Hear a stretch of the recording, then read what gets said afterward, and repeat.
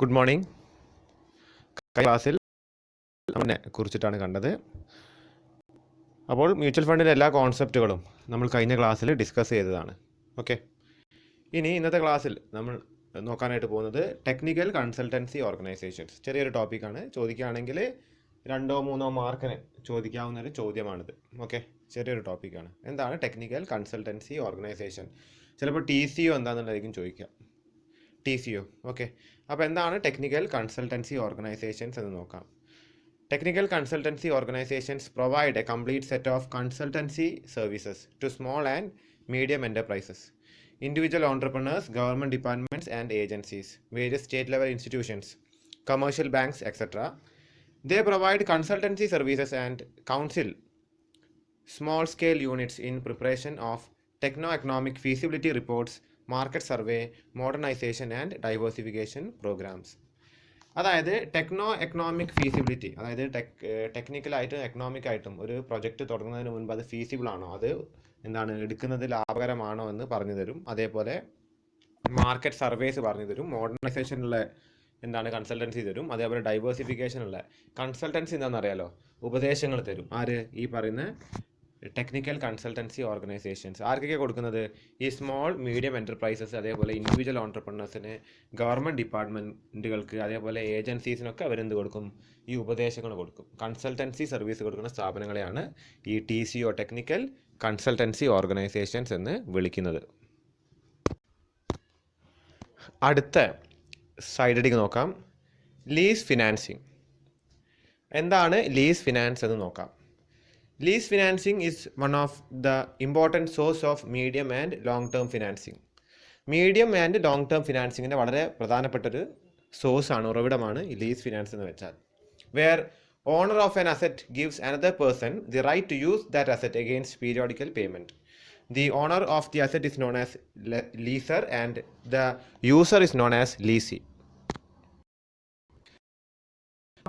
Lease finance എന്താണ്? Lease finance എന്ന് വെച്ചാൽ അതായത് ഒരു അസറ്റ് നമ്മൾ മറ്റൊരാൾക്ക് യൂസ് ചെയ്യാൻ കൊടുക്കുന്നു.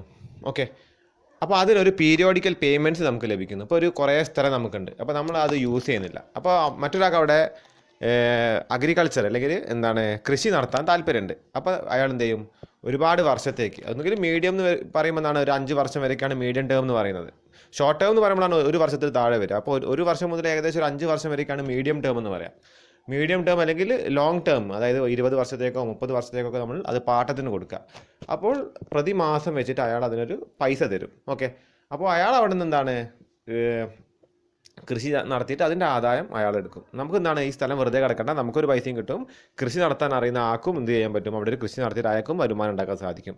ഇതിനാണ് ലീസിങ് എന്ന് വെച്ചാൽ. ഇതിനെയാണ് ലീസ് ഫിനാൻസിങ് എന്നതുകൊണ്ട് ഉദ്ദേശിക്കുന്നത്. ഇനി അടുത്ത സൈഡിലേക്ക് നോക്കാം. Types of lease financing. Lease financing, different types of lease ഫിനാൻസിങ്ങിനെ കുറിച്ചിട്ടാണ്. പ്രധാനമായും 2 ടൈപ്പാണ് വരുന്നത്. ഒന്ന് ഫിനാൻസ് ലീസും ഒന്ന് ഓപ്പറേറ്റിംഗ് ലീസും. ഓക്കെ, അപ്പോൾ എന്താണ് ഫിനാൻസ് ലീസ് എന്ന് നോക്കാം. അപ്പോൾ it is the lease where the lessor transfers substantially all the risk and rewards of ownership of assets to the lessee for lease rentals. In other words, it puts the leasee in the same condition as he or she would have been if he or she had purchased the asset. അതായത് മൊത്തം കൈകാര്യം കൊടുക്കുക. അതായത് എന്താണ്, ഒരു കണ്ടീഷനും ഇല്ലാതെ മൊത്തമായിട്ട് asset എങ്ങനെ വേണമെങ്കിൽ, അത് ലാൻഡ് കൊടുക്കുകയാണെങ്കിൽ അത് എങ്ങനെ വേണമെങ്കിൽ അയാൾക്ക് യൂസ് ചെയ്യാൻ പറ്റും. ഓക്കെ, ഒന്നുകിൽ അഗ്രികൾച്ചറിന് യൂസ് ചെയ്യാം, അല്ലെങ്കിൽ അയാൾക്ക് വേണമെങ്കിൽ അവിടെ ഗോഡൗൺ കെട്ടാം, വേറെ എന്തെങ്കിലും എന്താണ് ഇൻഡസ്ട്രീസ് കെട്ടാം, എന്തും അയാൾക്ക് ചെയ്യാം. ആ സ്ഥലം അയാൾക്ക് ഇഷ്ടമുള്ള പോലെ ചെയ്യാം. അതിനാണ് ഫിനാൻസ് ലീസ് എന്നുകൊണ്ട് ഉദ്ദേശിക്കുന്നത്. അപ്പോൾ അയാളൊരു സ്ഥലം വാങ്ങിയ പോലെ തന്നെ ഒരു 30 വർഷത്തേക്ക് ഒരു പാട്ടത്തിൽ സ്ഥലം എടുത്തു കഴിഞ്ഞാൽ ഇഷ്ടമുള്ള സംഗതി നമുക്ക് ചെയ്യുന്ന പോലെ, അല്ലെ നമ്മൾ സ്വന്തം വാങ്ങിയ പോലെ തന്നെ, അല്ലെ നമ്മൾ സ്വന്തമായിട്ട് ഒരു ലാൻഡ് വാങ്ങിക്കഴിഞ്ഞാൽ നമുക്ക് ഇഷ്ടമുള്ള സംഗതി അവിടെ ചെയ്യാൻ സാധിക്കും. അല്ലേ, നിയമം അനുവദിക്കുന്ന എന്ത് സംഗതി നമുക്ക് അവിടെ നിന്ന് ചെയ്യാൻ സാധിക്കും. അപ്പോൾ ഇതേപോലെ തന്നെ ഒരു ഫിനാൻസ് ലീസിന് നമ്മളൊരു എന്താണ് ഒരു സ്ഥലം ഏറ്റെടുക്കുകയാണെങ്കിൽ നമുക്ക് ഇഷ്ടമുള്ള എന്താണ് ബിസിനസ് അല്ലെങ്കിൽ ഇഷ്ടമുള്ള കാര്യം അവിടെ നിന്ന് ചെയ്യാൻ സാധിക്കും. ഇഷ്ടം എന്ന് ഉദ്ദേശിക്കുന്നത് നിയമപരമായിട്ട് സാധ്യതയുള്ള കാര്യങ്ങൾ ചെയ്യാനായിട്ട് സാധിക്കും. ഓക്കെ, ഇനി അടുത്ത സൈഡിങ് operating ലീസാണ്.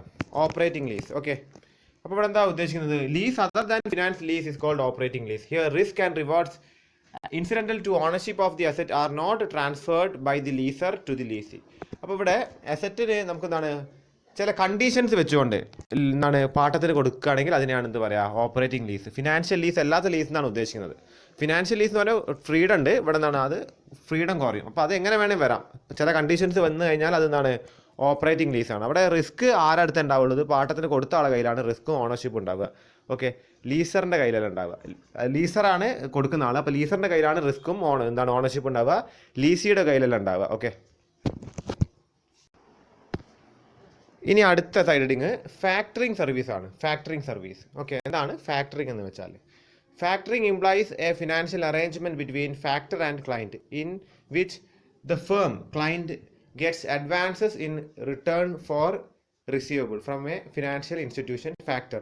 It is a financing technique in which there is an outright selling of trade debts to a firm to a third party, that is factor at discounted prices. ഇവിടെ എന്താണ് ഉദ്ദേശിക്കുന്നതെന്ന് വെച്ച് കഴിഞ്ഞാൽ, ഒരു ബിസിനസ്സുകാരുണ്ടെന്ന് വെക്കാം. ഓക്കെ, ഒരു ബിസിനസ്സുകാരനുണ്ട്, അയാൾ സാധനങ്ങൾ മറ്റൊരാൾക്ക് വിറ്റിട്ടുണ്ടെന്ന് വെക്കാം.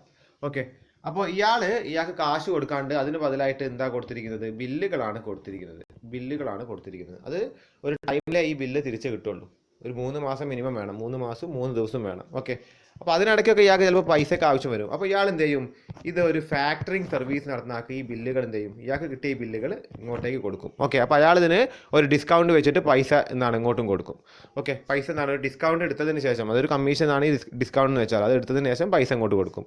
ഇതിനാണ് ഫാക്ടറിങ് സർവീസ് എന്നതുകൊണ്ട് ഉദ്ദേശിക്കുന്നത്. അടുത്ത സൈഡിങ് ശ്രദ്ധിക്കാം, റീകോസ് ഫാക്ടറിങ്. ഓക്കെ, അപ്പോൾ നമ്മൾ നേരത്തെ കണ്ടു, അതായത് നമുക്ക് കിട്ടിയ ബില്ല്, അതായത് ഒരു ബിസിനസ് സ്ഥാപനത്തിന് കിട്ടിയ ബില്ലുകൾ ഒരു ഫാക്ടറിങ് സർവീസ് നടത്തുന്ന ഏജൻസിക്ക് കൊടുത്താൽ അവർ ആ ബില്ല് കളക്ട് ചെയ്തോളും.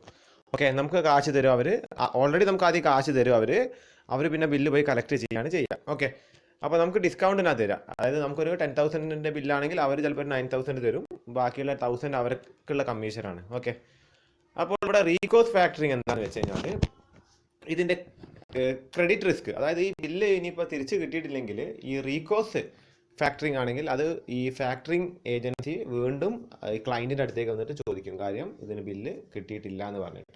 ഓക്കെ, അതാണ് എന്ത് റീകോസ് ഫാക്ടറിങ്. അപ്പോൾ റിസ്ക് ഇവിടെ ആരെടുത്തുള്ളത്, ബിസിനസ്സുകാരൻ്റെ കയ്യിൽ തന്നെ റിസ്ക് ഉള്ളത്. കാര്യം ആ ബില്ല് ഈ സാധനമായി കൊണ്ട് ആൾ അടച്ചിട്ടില്ലെങ്കിൽ അത് എന്ത് വരും, ഈ ഫാക്ടറിങ് ഏജൻസി അയാൾക്കെതിരെ, അതായത് ഈ ഫാക്ടറിങ് ഏജൻസി ഒരിക്കലും സാധനം വാങ്ങിക്കൊണ്ടുപോയി അല്ലെങ്കിൽ ബില്ല് പാസ്സാക്കി കൊടുത്ത ആളടുത്തേക്ക് പോകില്ല. അയാൾ ഈ ബില്ല് എന്താണ് കൊടുത്ത ബിസിനസ്സുകാരുടെ അടുത്തേക്കാണ് വരിക, എന്നിട്ട് പറയും ഈ ബില്ല് എടുക്കുന്നില്ല എന്ന് പറയും. അപ്പോൾ കാശ് തിരിച്ചു കൊടുക്കേണ്ടതായിട്ട് വരും. ഓക്കെ, അപ്പോൾ റീകോസിൽ നിന്നാണ് ക്രെഡിറ്റ് റിസ്ക് അസോസിയേറ്റഡ് വിത്ത് എന്താണ് trade are not assumed by factor ആ ട്രേഡ് റിസ്ക് ഏറ്റെടുക്കില്ല ഇതിൽ, ഈ റീകോസ് ഫാക്ടറിങ്ങിൽ. ഇനി നോൺ റീകോസ് ഫാക്ടറിങ്ങിനെ കുറിച്ച് നോക്കാം. In a non recourse factoring agreement the factoring company assumes the risk of non payment if your customer fails to pay outstanding invoices. അതായത് non recourse factoring ആണെങ്കിൽ ഈ ഫാക്ടറിങ് ഏജൻസി തന്നെ ഇതിന് റിസ്ക് ഏറ്റെടുക്കും. ഓക്കെ, അപ്പോൾ ബില്ല് അടച്ചിട്ടില്ല എന്നുണ്ടെങ്കിൽ അവർ തന്നെ ഈ ബില്ല് അടയ്ക്കാത്ത ആളെതിരെ പോയിട്ട് എന്താണ് നിയമ നടപടിയൊക്കെ സ്വീകരിച്ച ബില്ല് വാങ്ങിയെടുക്കാനായിട്ട് ശ്രമിക്കും. Okay, non റീകോസ് ഫാക്ടറിങ്ങിൽ. റീകോസിലാകുമ്പോൾ ഇവർ റിസ്ക് ഏറ്റെടുക്കില്ല. നോൺ റീകോസ് ആകുമ്പോൾ ഫാക്ടറിങ് ഏജൻസി തന്നെ റിസ്ക് ഏറ്റെടുക്കും. ഇനി അടുത്ത പോയിന്റ് നോക്കാം, ഫോർഫെയ്റ്റിംഗ്. അടുത്ത പോയിന്റ് എന്താ പറയുന്നത്, ഫോർഫെയ്റ്റിംഗ്. ഓക്കെ, അപ്പോൾ നമ്മൾ നേരത്തെ കണ്ട ഫാക്ടറിങ്ങിൻ്റെ മറ്റൊരു രൂപം തന്നെയാണ് ഫോർഫെയ്റ്റിംഗ്. ഓക്കെ, അപ്പോൾ ഇവിടെ എന്താ പറയുന്നത് നോക്കാം. Forfaiting means of financing that enables exporters to receive immediate cash by selling their medium and long-term receivables. The amount an importer owes the exporter at a discount through intermediary. അതായത് ഒരു exporter വിദേശത്തേക്ക് സാധനങ്ങൾ കയറ്റി അയക്കുമ്പോൾ അയാൾ കയറ്റി അയക്കുക ചെയ്യുക, അല്ലെ കപ്പൽ മാർഗ്ഗം അവിടെ എത്തിയിട്ട് അതിൻ്റെ ബില്ലൊക്കെ കണ്ടിട്ട് എന്ത് ചെയ്യുകയാണ്, ഇമ്പോർട്ടർ പൈസ അയച്ചു കൊടുക്കുക ചെയ്യുക ചില കേസുകളിൽ. അപ്പോൾ ഈ കടൽ മാർഗ്ഗമാണ് കപ്പൽ പോകുന്നത്. അപ്പോൾ ചിലപ്പോൾ അത് മാസങ്ങളെടുത്തെന്ന് വരാം. ഇപ്പോൾ ഇവിടുന്ന് അമേരിക്കയ്ക്ക് അയക്കുകയാണെങ്കിൽ കടൽ മാർഗ്ഗം അയക്കുകയാണെങ്കിൽ മാസങ്ങളെടുക്കും. അപ്പോൾ അതുവരെ ഇയാൾക്ക് റോൾ ചെയ്യാൻ ഫണ്ട് വേണം, വർക്കിംഗ് ക്യാപിറ്റൽ വേണം. അപ്പോൾ ചിലപ്പോൾ ഇയാൾ ചിലപ്പോൾ പോസ്റ്റലായിട്ടോ അല്ലെങ്കിൽ ഇമെയിലായിട്ടോ ഒക്കെ ബില്ലുകൾ അയച്ചു കൊടുത്തിട്ടുണ്ടാവും ഈ ഇമ്പോർട്ടർ. അപ്പോൾ ഈ ബില്ലുകൾ എവിടെ കൊടുക്കാൻ പറ്റും, ചില ഇൻ്റർമീഡിയറ്റ്സിൻ്റെ അടുത്ത് കൊടുത്തിട്ട് അത് മാറ്റിയിട്ട് ക്യാഷ് ആക്കാൻ പറ്റും. ഓക്കെ, നമ്മൾ നേരത്തെ ഫാക്ടറിങ്ങിൽ കണ്ട പോലെ തന്നെ. അപ്പോൾ ഇത് എക്സ്പോർട്ട് ആൻഡ് ഇമ്പോർട്ടായിട്ട് ബന്ധപ്പെട്ട സാധനമാണ് ഈ ഫോർഫെയ്റ്റിംഗ് എന്ന് വെച്ചാൽ. അടുത്ത സൈഡിൽ നോക്കാം, പ്രൊസീജിയർ ഓഫ് ഫോർഫെയ്റ്റിങ്ങിൻ്റെ പ്രൊസീജിയർ എന്താണെന്നുള്ളതാണ്. ഓക്കെ, അപ്പോൾ ആദ്യം തന്നെ ഈ എക്സ്പോർട്ടർ ഇമ്പോർട്ടർ നടന്ന് ഓർഡർ പ്ലേസ് ചെയ്യും. അല്ലേ, ഇമ്പോർട്ടർ പറയുക ചെയ്യുക ഇത്രയും വേണമെന്ന് പറഞ്ഞിട്ട് ഓർഡർ വരും, സാധനങ്ങൾ വേണമെന്ന് പറഞ്ഞിട്ട്. ഓക്കെ, അപ്പോൾ എന്താണ് ഈ എക്സ്പോർട്ടർ പിന്നെ എന്താ ചെയ്യുക, ഈ ഓർഡർ ആർക്ക് റെഫർ ചെയ്യും, ഈ ഫോർഫേറ്റിംഗ് ബാങ്കിന്. ഈ ബാങ്ക് ആയിരിക്കും ആ ബില്ലുകൾ കൊടുത്തിട്ട് പൈസ തരുന്ന ആൾ, അപ്പോൾ അവർക്ക് റെഫർ ചെയ്യും. ഓക്കെ, എന്നിട്ട് എന്താണ് ഈ ബാങ്കിനോട് ചോദിക്കും ഈ ഫോർഫേറ്റിംഗ് സർവീസ് ചെയ്ത് തരുമോ എന്നുള്ളൊരു റിക്വസ്റ്റ് മുന്നിൽ വെക്കും. ഓക്കെ, അപ്പോൾ എന്താണ് ഈ ഫോർഫേറ്റിംഗ് ബാങ്ക്, അതായത് ബില്ല് കിട്ടിയ ഉടനെ ഇവർക്ക് കാശ് കിട്ടുന്ന ഒരു അഡ്ജസ്റ്റ്മെൻ്റ് ആണല്ലോ ഈ ഫോർഫേറ്റിംഗ് എന്ന് വെച്ചാൽ. അപ്പോൾ ഈ ബാങ്ക് എന്ത് ചെയ്യും, ഇതിൻ്റെ ക്രെഡിറ്റ് വർത്തിനെസ്, അതായത് ഇമ്പോർട്ടർ നല്ല റെപ്യൂട്ടഡ് ആയ ഇമ്പോർട്ടർ ആണോ, പിന്നെന്താണ് അതേപോലെ തന്നെ എന്താണ് മറ്റ് സർവീസുകളൊക്കെ ചെയ്യുന്ന ആളാണെന്ന് ഇവർ ചെക്ക് ചെയ്യും. ഓക്കെ, അത് കഴിഞ്ഞിട്ട് ഈ എക്സ്പോർട്ടർ ഈ സാധനങ്ങൾ ഇമ്പോർട്ടർക്ക് കയറ്റി അയക്കുന്നു, എന്നിട്ട് ഈ ബില്ലുകൾ റിസീവ് ചെയ്യുന്നു. ഓക്കെ, ക്യാഷ് ഇമീഡിയറ്റ് ആയിട്ട് കിട്ടില്ല, ബില്ലാണ് കിട്ടുക. Okay, the exporter collects money from forfaiting bank against bill. പിന്നെ എന്താണ്, അപ്പോൾ ഇത് ഉറപ്പ് ആയി കഴിഞ്ഞാൽ എന്തായി, എല്ലാ പ്രൊസീജിയറും അല്ലെങ്കിൽ എന്താണ് ഇതിൻ്റെ ഈ പേപ്പറൊക്കെ, അതായത് ഇമ്പോർട്ടറിനെ കുറിച്ചുള്ള കാര്യങ്ങളും പിന്നെ ഈ ബില്ലൊക്കെ ക്ലിയർ ആണെങ്കിൽ ഈ ഫോർഫേറ്റിംഗ് ബാങ്ക് എന്ത് ചെയ്യും, ഈ എക്സ്പോർട്ടർക്ക് കാശ് കൊടുക്കും, കളക്ട് ചെയ്യും, എക്സ്പോർട്ടർ ക്യാഷ് കളക്ട് ചെയ്യും. പിന്നെ പറയുന്നത് എന്താണ്, ഫോർഫേറ്റിംഗ് ബാങ്ക് പിന്നീട് എന്താ ചെയ്യുക, കളക്ട്സ് മണി ഫ്രം ഇമ്പോർട്ടർ. പിന്നെ ഈ ഫോർഫേറ്റിംഗ് ബാങ്കാണ് ഇമ്പോർട്ടറിൻ്റെ അടുത്ത് എന്ത് ചെയ്യുക, എമൗണ്ട് കളക്ട് ചെയ്യുക. ചിലപ്പോൾ അവർക്ക് അവിടെ ബ്രാഞ്ച് ഉണ്ടായിക്കൂടാന്നില്ല, എവിടെ ഈ ഒരു കയറ്റുമതി ചെയ്യുന്ന രാജ്യത്ത് നമ്മുടെ ഫോർഫേറ്റിംഗ് ബാങ്കിന് ചിലപ്പം ബ്രാഞ്ച് ഉണ്ടാവും. ഓക്കെ, അപ്പോൾ ഇതിൻ്റെ അഡ്വാൻറ്റേജ് എന്താണ്, ഈ എക്സ്പോർട്ടർക്ക് ഇമ്മീഡിയറ്റ് ആയിട്ടുള്ള ഫണ്ട് കിട്ടും. ഓക്കെ, പിന്നെ ബാഡ് ഡെപ്റ്റ് ഒഴിവാക്കാൻ സാധിക്കും. ഈ ഇമ്പോർട്ടർ എന്താണ് കാശ് തിരിച്ചടച്ചിട്ടില്ലെങ്കിൽ അത് എക്സ്പോർട്ടർക്ക് എന്താണ് വിലങ്ങനെ ബാധിക്കില്ല, കാര്യം ഫോർഫേറ്റിംഗ് സർവീസ് നടന്നതുകൊണ്ട്. ഓക്കെ, അടുത്ത സൈഡിലേക്ക് നോക്കാം, ഡോക്യുമെന്റ് റിക്വയർഡ് ബൈ ഫോർഫേറ്റർ. അപ്പോൾ എന്തൊക്കെ ഡോക്യുമെന്റ് ആണ് ഈ ഫോർഫേറ്റിങ്ങിന് വേണ്ടത്? ഒന്ന് വേണ്ടത് പ്രോമിസറി നോട്ട് അല്ലെങ്കിൽ ബിൽ ഓഫ് എക്സ്ചേഞ്ചാണ് വേണ്ടത്. പിന്നെ എന്താണ് ഈ ട്രാൻസാക്ഷൻസ് എല്ലാം, അതായത് ഇമ്പോർട്ടറും എക്സ്പോർട്ടറും നമ്മുടെ ട്രാൻസാക്ഷൻസ് ഗ്യാരണ്ടി ചെയ്യുന്ന ഒരു ബാങ്ക് സ്റ്റേറ്റ്മെന്റ് വേണം, അതായത് ബാങ്കിന്റെ ഗ്യാരണ്ടി വേണം. ഓക്കെ, അത് കഴിഞ്ഞിട്ട് ബിൽ ഓഫ് എക്സ്ചേഞ്ചിൽ അവൈൽഡ് ബൈ എന്ന് പറഞ്ഞ ഇമ്പോർട്ടറിന്റെ ബാങ്ക് അവൈൽഡ് ബൈ എന്ന് പറഞ്ഞിട്ട് എന്താണ് ഒരു എന്താണ് എൻഡോഴ്സ്മെന്റ് വെച്ചിട്ട്, അതായത് ഇത് യൂസ് ചെയ്തിട്ടുണ്ട്, അതായത് ഈ ഒരു സർവീസ് ആവശ്യം ഉണ്ട് എന്ന് പറഞ്ഞുകൊണ്ട് ഇമ്പോർട്ടറിന്റെ ബാങ്കിന്റെ ഒരു സ്റ്റേറ്റ്മെന്റ് വേണം. ഓക്കെ, അപ്പോൾ ഈ ബിൽ ഓഫ് എക്സ്ചേഞ്ചിൽ എന്ത് വേണം, ഇമ്പോർട്ടൻ്റ് ബാങ്കിൻ്റെ അവൈൽഡ് ബൈ എന്ന് പറഞ്ഞിട്ട് അവർ എഴുതി വെക്കണം. ഓക്കെ, അപ്പോൾ ഈ 3 കാര്യങ്ങളാണ് എന്താ മെയിനായിട്ട് വേണ്ടത്, ബിൽ ഓഫ് എക്സ്ചേഞ്ച് ആണ്. പിന്നെ എന്താണ് ഒരു ഗ്യാരണ്ടി വേണം ബാങ്കിൻ്റെ, അതേപോലെ ഈ ബിൽ ഓഫ് എക്സ്ചേഞ്ചിൽ അവൈൽഡ് ബൈ എന്ന് പറഞ്ഞിട്ടുള്ള ഒരു സ്റ്റേറ്റ്മെൻറ്റ് വേണം. ഓക്കെ, ഈ 3 കാര്യങ്ങളാണ് ഫോർഫേറ്ററിൻ്റെ ഡോക്യുമെൻറ്റ്സ് ആയിട്ട് വേണ്ടത്. അടുത്ത സൈഡിലേക്ക് നോക്കാം, ഫോർഫേറ്റിംഗ് ഇൻ ഇന്ത്യയിൽ ഫോർഫേറ്റിംഗ് സർവീസിൻ്റെ അവസ്ഥ എന്താണെന്നുള്ളതാണ്. ഓക്കെ, അതായത് ഇപ്പോൾ ഇന്ത്യയിൽ ഒരുപാട് നമ്മുടെ ഗ്ലോബൽ ട്രേഡ് അല്ലെങ്കിൽ വേൾഡ് ഇന്റർനാഷണൽ ട്രേഡ് വർദ്ധിക്കുന്നത് കണ്ടിട്ട് നമ്മുടെ RBI തന്നെ തീരുമാനിച്ചതാണ് ഈ ഫോർഫേറ്റിംഗ് സർവീസുകൾ എക്സ്പോർട്ടേഴ്സിന് എത്തിച്ചു കൊടുക്കണമെന്ന് തീരുമാനിച്ചു. അതിൻ്റെ ഭാഗമായിട്ട് 92 ആദ്യമായിട്ട് ഇതിന് മുൻകൈ എടുക്കുന്നത് എക്സിം ബാങ്കാണ്. അപ്പോൾ അവർ നേരിട്ടായിരുന്നു, നമ്മൾ എക്സിം ബാങ്കിനെ കുറിച്ച് കണ്ടതാണ്, കഴിഞ്ഞ ക്ലാസ്സുകളിൽ എക്സിം ബാങ്കിനെ കുറിച്ച് കണ്ടതാണ്. എക്സ്പോർട്ട് ആൻഡ് ഇമ്പോർട്ട് ബാങ്കാണത്. ഓക്കെ, അപ്പോൾ ഇവരായിരുന്നു ആദ്യം തന്നെ ഈ ഒരു സർവീസ് ചെയ്തുകൊണ്ടിരുന്നത്. ഇപ്പോൾ അവരെന്താ ചെയ്യുന്നത്, ഇപ്പോൾ അവർ മെയിനായിട്ട് ഈ എക്സിം ബാങ്ക് ഇതിനെ ഫെസിലിറ്റേറ്റ് ചെയ്യുന്നത്, ഇതിനുള്ള സഹായങ്ങൾ മറ്റ് ബാങ്കുകൾക്കും മറ്റ് ഇൻസ്റ്റിറ്റ്യൂഷൻസിനൊക്കെ ചെയ്ത് കൊടുക്കുകയാണ് ചെയ്യുന്നത്. ഓക്കെ, അപ്പോൾ ഇത്രയാണ് ഫോർഫേറ്റിംഗ് ഇൻ ഇന്ത്യയെ കുറിച്ചിട്ട് നമുക്ക് പറയാനായിട്ടുള്ളത്. ഇനി അടുത്ത സൈഡിലേക്ക് നോക്കാം, ബെനിഫിറ്റ് ഓഫ് ഫോർഫേറ്റിംഗ്, അതായത് ഫോർഫേറ്റിങ്ങിൻ്റെ ബെനിഫിറ്റ് എന്തൊക്കെയാണെന്നുള്ളതാണ്. ഓക്കെ, അപ്പോൾ എന്താ ഫോർഫേറ്റിങ്ങിൻ്റെ ആദ്യത്തെ ബെനിഫിറ്റ്, ലിക്വിഡിറ്റി പ്രൊവൈഡ് ചെയ്യും, അതേപോലെ ക്യാഷ് ഫ്ലോ ഇമ്പ്രൂവ് ചെയ്യും. അതായത് കൃത്യസമയത്ത് വർക്കിംഗ് ക്യാപിറ്റൽ ലഭിക്കും ആർക്ക്, എക്സ്പോർട്ടർക്ക്, അത് ലിക്വിഡിറ്റി ആയിട്ട് പ്രൊവൈഡ് ചെയ്യും. ഓക്കെ, രണ്ടാമത്തെ പോയിന്റ് എന്താണ്, വർക്കിംഗ് ക്യാപിറ്റൽ ലോക്കായി കിടക്കില്ല, അപ്പോൾ എക്സ്പോർട്ടർക്ക് ഫണ്ട് ലഭിക്കും, അതാണ് രണ്ടാമത്തെ പോയിന്റ്. പിന്നെന്താ പറഞ്ഞത്, political transfer and currency risk R eliminated. അതായത് ഇപ്പോൾ ട്രാൻസ്ഫർ ചെയ്യുമ്പോൾ എന്തെങ്കിലും അക്കൗണ്ട് മാറിപ്പോവുകയോ അല്ലെങ്കിൽ വേറെ എന്തെങ്കിലും ട്രാൻസാക്ഷൻ്റെ പ്രശ്നം വരികയോ അല്ലെങ്കിൽ ചിലപ്പോൾ പൊളിറ്റിക്കൽ റിസ്ക് വരാൻ ചാൻസ് ഉണ്ട്. അപ്പോൾ ഈ എക്സ്പോർട്ട് ചെയ്ത് കഴിഞ്ഞ് ഇത് കാശ് അടയ്ക്കുന്നതിന് മുൻപായിട്ട് ഈ 2 രാജ്യങ്ങൾ തമ്മിൽ ഒരു യുദ്ധം നടക്കുകയാണെങ്കിൽ ആകെ പ്രശ്നമാവും. ഓക്കെ, അപ്പോൾ അങ്ങനത്തെ എന്തെങ്കിലും റിസ്ക്കോ, അപ്പോൾ അങ്ങനത്തെ റിസ്കുകളൊക്കെ ഇവിടെ എലിമിനേറ്റ് ചെയ്യാനായിട്ട് സാധിക്കും. പിന്നെ നാലാമത്തെ പോയിന്റ് പറയുന്നത്, ദി പോസിബിലിറ്റി ഓഫ് ബാഡ് ഡെപ്റ്റ് cost by importers or guarantor banks unable to pay is completely eliminated.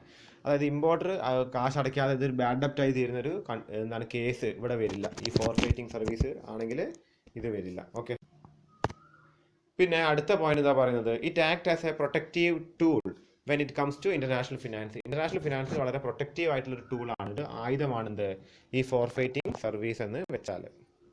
Next point, in countries where protection against credit, economic and political risk is higher, forfaiting can be very dependable tool for exporters. അതായത് ഒരു രാജ്യത്ത് ഈ എക്കണോമിക്കും political റിസ്ക്കും ഒക്കെ ഉണ്ടെങ്കിൽ എന്താണ് അവിടേക്ക് കയറ്റുമതി ചെയ്യുമ്പോൾ ഈ ഫോർഫൈറ്റിംഗ് ആണ് ഏറ്റവും നല്ലൊരു ഓപ്ഷൻ. ഓക്കെ, അപ്പോൾ ഇത്രയൊക്കെയാണ് ഇതിൻ്റെ ബെനിഫിറ്റ്സ് ആയിട്ട് പറയാനുള്ളത്. ഓക്കെ, ഇനി അടുത്ത ചോദ്യം, what's the difference between factoring and forfaiting. ഫാക്ടറിങ്ങും ഫോർഫൈറ്റിങ്ങും തമ്മിലുള്ള ഡിഫറൻസ് എന്തൊക്കെയാണെന്നുള്ളതാണ് അടുത്ത ചോദ്യം. ഓക്കെ, അപ്പോൾ ഇവിടെ ഫാക്ടറിങ് കൊടുത്തിട്ടുണ്ട്, ഇവിടെ ഫോർഫൈറ്റിംഗ് കൊടുത്തിട്ടുണ്ട്. അപ്പോൾ ഫാക്ടറിങ് എന്താണ്? Factoring is an arrangement that converts your receivables into ready cash and you don't need to wait for the payment of receivables at a future date. അതായത് factoring എന്താണ്? നമുക്ക് receivables കിട്ടിക്കഴിഞ്ഞാൽ, അതായത് ഈ bill കിട്ടിക്കഴിഞ്ഞാൽ അത് അപ്പോൾ തന്നെ പോയിട്ട് ക്യാഷ് ആക്കാൻ സാധിക്കും. ഓക്കെ, അതാണ് ഫാക്ടറിങ് എന്ന് വെച്ചാൽ. ഫോർഫൈറ്റിംഗ് എന്താ? Forfaiting implies transaction in which forfaiter purchases claims from the exporter in return for cash payment. അപ്പോൾ ഇവിടെ ഫോർഫൈറ്റിങ്ങിന് ഒരു പ്രത്യേകത എന്താണെന്ന് വെച്ചാൽ, ഫാക്ടറിങ് ഫോർഫൈറ്റിങ്ങിന് പ്രത്യേകത എന്താണെന്ന് വെച്ചാൽ, ഫാക്ടറിങ്ങിന് ബില്ല് കിട്ടിയ ഉടനെ നമുക്ക് കൊണ്ടുപോയിട്ട് ഇതെന്താണ് ഫാക്ടറി ചെയ്യാം. ഓക്കെ, നമ്മൾ സാധനം വിൽക്കുന്നതിന് മുൻപ് തന്നെ ചിലപ്പോൾ ആദ്യം ആൾ ബില്ല് ചെയ്ത് തരും, എന്നിട്ടേക്ക് നമ്മൾ സാധനം ഡെലിവർ ചെയ്യാം. അപ്പോൾ ബില്ല് കിട്ടിയ ഉടനെ തന്നെ നമുക്ക് പോയിട്ട് എന്ത് ചെയ്യാൻ പറ്റും? നമുക്ക് ഈ ബില്ല് ഫാക്ടറി ചെയ്യാൻ സാധിക്കും. ഫാക്ടറി ഏജൻസിയുടെ അടുത്ത് കൊടുത്തിട്ട് ക്യാഷ് ലഭിക്കും. ഫോർഫൈറ്റിങ്ങിൽ നമ്മൾ എന്താ ചെയ്യേണ്ടത്? നമുക്ക് ഈ ഒരു ഗുഡ്സ് നമ്മൾ ഡെലിവർ ചെയ്യണം. ഡെലിവർ ചെയ്തിട്ട് കിട്ടുന്ന ഈ ബില്ലാണ് അല്ലെങ്കിൽ ഈ പറയുന്ന റിസീവബിൾസ് ആണ് നമുക്ക് കൊണ്ടുപോയിട്ട് ഫോർഫൈറ്റ് ചെയ്യാൻ സാധിക്കും.